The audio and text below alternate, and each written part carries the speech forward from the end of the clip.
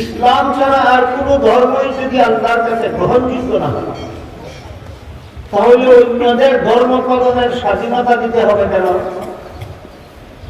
আর স্বাধীনতাই যদি দিতে হবে তাহলে গ্রহণযোগ্য হবে না কেন? এই প্রশ্নের জবাব বোঝার জন্য সহজ উদাহরণ হচ্ছে পরীক্ষার হলে পরীক্ষার্থী ছাত্রদের যারা প্রশ্নের সঠিক জবাব লেখে, তাদের যেভাবে লেখার স্বাধীনতা দেওয়া হয়, তেমনি ভাবে যারা প্রশ্নের জবাব ভুল লেখে তাদের কি লিখতে বাধা দেওয়া হয় না পূর্ণ স্বাধীনতা দেওয়া হয়? পরীক্ষার্থী ছাত্র প্রশ্নের জবাব ভুল লেখলে যে কারণে পূর্ণ স্বাধীনতা দেওয়া হয়, একই কারণে দুনিয়াতে কেউ ভ্রান্ত ধর্ম পালন করলেও তাকে পালন করার পূর্ণ স্বাধীনতা দেওয়া হয়। এর অর্থ গ্রহণযোগ্যতা নয়, বরং এটা নিয়ম রক্ষা।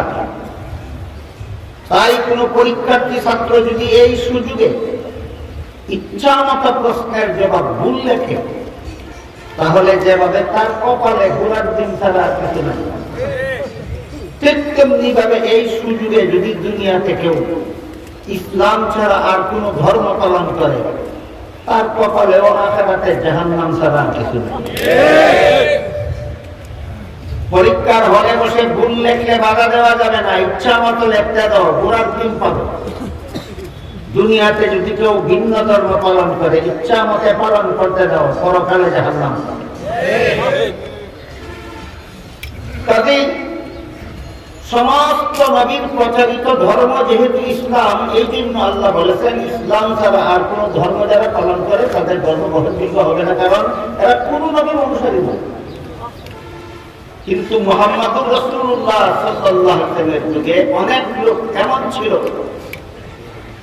যারা একদিকে বিভিন্ন নবীর অনুসারী বলে দাবি করে, নবীর অনুসারী মানে ইসলাম ধর্মের অনুসারী, কিন্তু কর্ত মূর্তির পূজা দাবি করত নবীর অনুসারী বলে, আর করত কি মূর্তির পূজা। মূর্তির পূজা এটা ইসলামের বিশুদ্ধ মতবাদ নয়, ইসলামের নামে ভ্রান্ত মতবাদ।